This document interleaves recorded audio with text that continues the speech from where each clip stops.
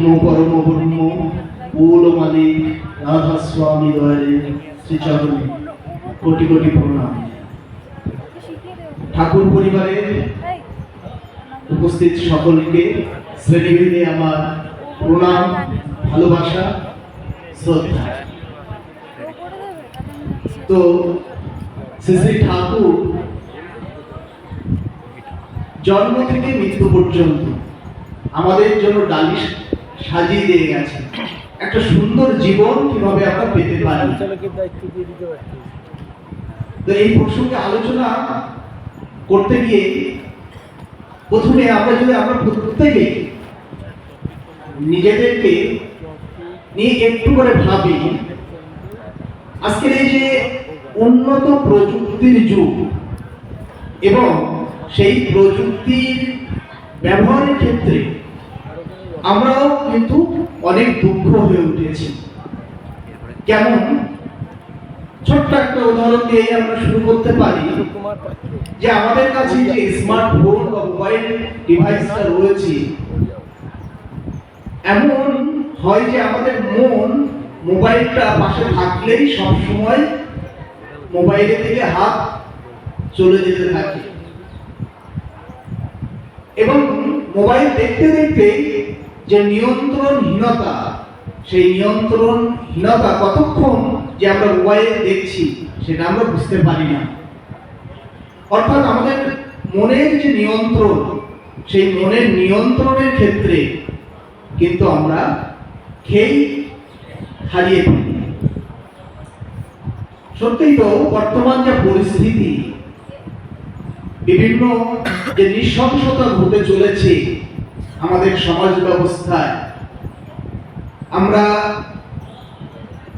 এখন যেখানে রয়েছি ঝাড়খণ্ডে, পার্শ্ববর্তী রাজ্য আমার রাজ্য পশ্চিমবঙ্গে যে ঘটনা ঘটে চলছে, যে নৃশংসতা, তার যে প্রতিবাদ, সেই প্রতিবাদ সারা পৃথিবীময় বিস্তার লাভ করেছে।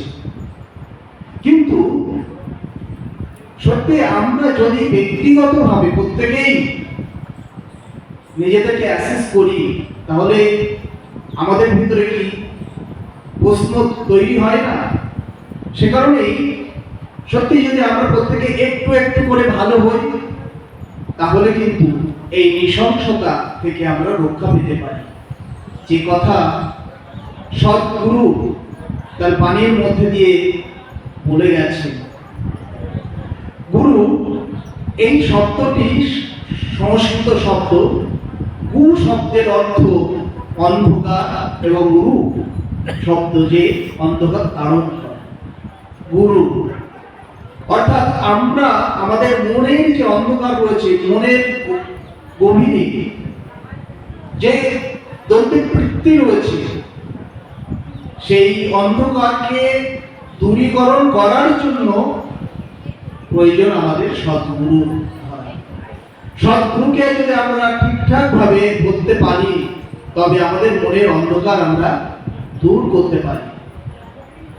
তো এবছরে আমাদের যে আশ্রম আছে, সেই আশ্রমের অনুষ্ঠানে একটা বিষয়ের উপরে আমার মাস্টারমশাই, আমার দীক্ষাগুরু আলোচনা করতে বলেছিলেন। সেই বিষয়টাই উপস্থাপন করি যে শ্রী শ্রী ঠাকুরের আলোচনা প্রসঙ্গে একটা জায়গায় আছে যে ভগবানের পায়খানায় অনেক গু জমে ওঠে, গন্ধ বেরোয়, সে কারণে যুগে যুগে আমি মেথর পাঠাই। ভগবানের পায়খানায় অনেক গু জমে ওঠে। আমরা ভগবানের সন্তান, অমৃতের সন্তান, এবং এই যে ভগবানের পায়খানায় অনেক গু জমে ওঠে, তার প্রতিফলন যে নৃশংসতা আমরা দেখতে পাচ্ছি আমাদের সমাজ ব্যবস্থায়, আমাদের মনের ভিতরে। আমাদের মুখের আচার একরকম, মনের ভিতরে অন্যরকম। মন আর মুখ একরকম নয়, যার প্রতিফলন আমরা দেখতে পাই আমাদের সমাজ ব্যবস্থায়। তো এই যে ভগবানের অমৃত সন্তান হিসেবে আমাদের মনের যে প্রবৃত্তির তাড়না, সেই প্রবৃত্তির তাড়নায় কাম, ক্রোধ, লোভ, মাৎসর্য প্রভৃতি, তার উপরে আমাদের মনের নিয়ন্ত্রণ থাকে না। মনের যদি আমরা স্তরভেদ করি যে অবচেতন মন, চেতন মন, এই যে অবচেতন মন থেকে আমাদের চেতন মনের মধ্যে দিয়ে আমাদের যে প্রবৃত্তি রয়েছে, সেই প্রবৃত্তি চরিতার্থ করতে চায় এবং সেই চরিতার্থ এমন ভাবে করতে চাই তার প্রতিফলন আমরা দেখতে পাই। সে কারণেই মনের নিয়ন্ত্রণ আমাদের ভীষণভাবে প্রয়োজন। ঠাকুরের যে মানুষ হয়ে ওঠার জন্ম থেকে মৃত্যু পর্যন্ত তার যে বাণী গ্রন্থ, তার যে আলোচনা প্রসঙ্গ, সেই আলোচনা প্রসঙ্গে এই যে ভগবানের পায়খানায় গু জমে ওঠে, গন্ধ বেরোবে, সত্যিই তো আমাদের মনের যে গভীরে যে অন্ধকার রয়েছে, যে কলুষতা রয়েছে, সেই কলুষতাকে তাড়ানোর জন্য, দূর করার জন্য যুগে যুগে মেথড পাঠায়। সেই মেথড আমাদের অন্ধকার, আমাদের মনটাকে পরিষ্কার করে, তবেই আমাদের মনের আলো উদ্ভাসিত হয়। তখনই আমরা আমাদের অমৃতের সন্তান হিসেবে যে অপর আনন্দ, সেই অপর আনন্দ লাভ করতে পারি। তো সঙ্গে সঙ্গে বলি যে বিন্দুতে সিন্ধু দর্শন, এটা ঠাকুরের যে কথা, তার সঙ্গে আমি গতকাল একটা ছবি দেখলাম যে কিউরিওসিটি যে মহাকাশযান আমেরিকা পাঠিয়েছে মহাকাশে, সেখান থেকে পৃথিবীর ছবি, জাস্ট একটা সরিষার বিন্দু, সরিষা তার মতো সেখান থেকে ছবিটা পাঠিয়েছে। তার ভিতরে আমাদের অস্তিত্ব, আর সেই অস্তিত্বকে ধরে রাখার জন্য, সুন্দর উপভোগ করার জন্য জীবনটা যুগে যুগে পরম প্রেমময়ের যে আগমন ঘটে এবং তিনি যে অন্ধকার দূরীকরণ করে, সেই অন্ধকার আমাদের চোখ থেকে সরে গিয়ে যে আলো উদ্ভাসিত করে, সেই আলোকে আমরা আলোকিত করি। তো শ্রী শ্রী ঠাকুরের কথা এর আগেই যিনি বক্তা হিসেবে ছিলেন অত্যন্ত সুন্দরভাবে বললেন এবং সামগ্রিক আলোচনাটা সত্যানুসরণ গ্রন্থ অনেক কিছুই আলোচনা এখানে উপস্থাপন করলেন। এবং সাথে সাথে আমি এই কথাও বলি যে ঠাকুরের মাতৃভক্তি অটুট ছিল এবং মাতৃভক্তি অটুট যত, সেই সন্তান হয় কৃতি তত। মাতৃভক্তি, মায়ের প্রতি যেমন ভক্তি থাকে, যেমন অটুট থাকে, সেই সন্তান হয় কৃতি তত। এই প্রসঙ্গে স্বামী বিবেকানন্দের কথাও বলি যে স্বামী বিবেকানন্দ হতে পেরেছিল, তার এই বিখ্যাত হওয়ার পিছনে তার মায়ের অবদান ছিল।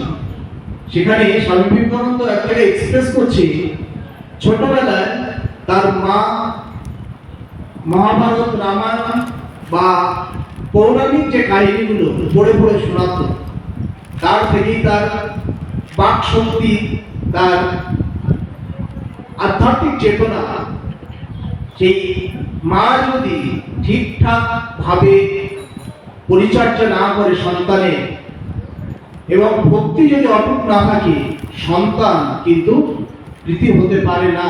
তাই মাতৃভক্তি অটুট যত, সেই সন্তান হয় কৃতি তত। ঠাকুরের জীবনী যদি আমরা অধ্যয়ন করি, ঠাকুর তার অটুট মাতৃভক্তি, মায়ের কথা তার বিভিন্ন গ্রন্থে আমরা দেখতে পাই, গল্প আকারে দেখতে পাই। বিগত অনুষ্ঠানে আমাদের যারা বক্তা ছিলেন, শ্রদ্ধেয় পণ্ডিত ব্যক্তিত্ব যারা ছিলেন, তাদের কথাই আমরা শুনেছি। মাতৃভক্তি। তো ঘরে ঘরে এই মাতৃভক্তির স্ফুরণ যদি আমরা ঘটাতে পারি সৎসঙ্গ আন্দোলনের মধ্যে দিয়ে, তাহলে কিন্তু আমরা একটা ভালো সমাজ পেতে পারি। আমাদের আক্ষেপ ঘটে, আমার মাঝে মাঝে আক্ষেপ ঘটে, ঠাকুরের এই যে অপরিসীম সম্পদ আমাদের দিয়ে গেছে, আমরা সৎসঙ্গে আন্দোলনের মধ্যে দিয়ে কখনো কখনো মনে হয় যে রামকৃষ্ণ মিশন তার যে শিক্ষা চেতনা বা সেবা পরায়ণতা দিক থেকে যে সারা পৃথিবীতে যে জায়গায় রয়েছে, আমরা কেন সেই জায়গায় থাকতে পারব না?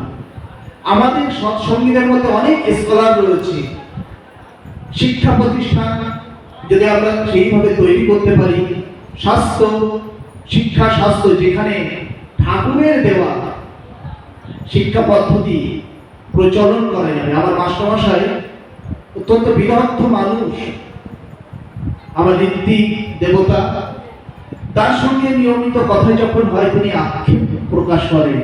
ঠাকুর বলে গেছিলেন তপোবন বিশ্ববিদ্যালয়ের কথা। সেই তপোবন বিশ্ববিদ্যালয় যদি আমরা ভবিষ্যতে এই আন্দোলনের মধ্যে দিয়ে প্রতিষ্ঠা করতে পারি, তাহলে কিন্তু শিক্ষার দিকে কিন্তু আমরা আলোড়ন ফেলে দিতে পারবো। ঠাকুরের যে শিক্ষা পদ্ধতি রয়েছে সেই শিক্ষা পদ্ধতি আমি আমার স্কুলে শিক্ষকতা করার ক্ষেত্রে দেখতে গিয়ে দেখি যে যে শিক্ষা পদ্ধতির ভিতরে রয়েছে বর্তমান, তাতে করে শুধু পুঁথিগত শিক্ষাটাই হয়ে যাচ্ছে, বাস্তব শিক্ষা জীবনের শিক্ষা হচ্ছে না। যে শিক্ষার কথা শ্রী ঠাকুর বারবার বলেছেন, জীবনের শিক্ষা প্রয়োজন, মানুষ হওয়া প্রয়োজন। তো নিশ্চয়ই আগামী দিন সেই প্রত্যাশা আমাদের থাকবে। আর যুব সম্প্রদায় যারা এবারে প্রথম আমি শুনছি এই তাৎক্ষণিক বক্তৃতা বা চিরকুট তুলে নিয়ে যে বিষয়টা আসবে সেই বিষয়ের উপর উপস্থাপনা, সেই উপস্থাপনার মধ্যে দিয়ে যে ঠাকুর সম্পর্কে বলার দক্ষতা বাড়িয়ে তোলার যে প্রয়াস, ধন্যবাদ জানাই যারা এই প্রয়াস নিয়েছেন। এবং ঠাকুর সম্পর্কে গবেষণা ভীষণভাবে প্রয়োজন। আমি সৌমিকে এটা দেখছিলাম মাস্টার উইদিন, এই যে বর্তমানে যে যোগাযোগ ইলেকট্রনিক মিডিয়া রয়েছে, এই মিডিয়ার মধ্যে দিয়ে কিন্তু আমরা একদম তথ্য নির্ভর বিষয় দর্শক বা আমরা সৎসঙ্গীদের কাছে মানুষের কাছে পৌঁছে দিতে পারি। তাতে করে কিন্তু একটা পথ আমরা অবশ্যই আমাদের প্রসারতা বাড়বে, নিশ্চয়ই বাড়বে। তো সেই প্রত্যাশা রেখে আরো বলার কিছু ছিল, নিশ্চয়ই পরবর্তী বক্তারা আছেন, তারা বলবেন। সকলকে ধন্যবাদ, রানন্দিত অভিনন্দন আমার সকল গুরু ভাইদের। এই বলে আমার বক্তব্য শেষ করছি। নমস্কার, জয় হিন্দ।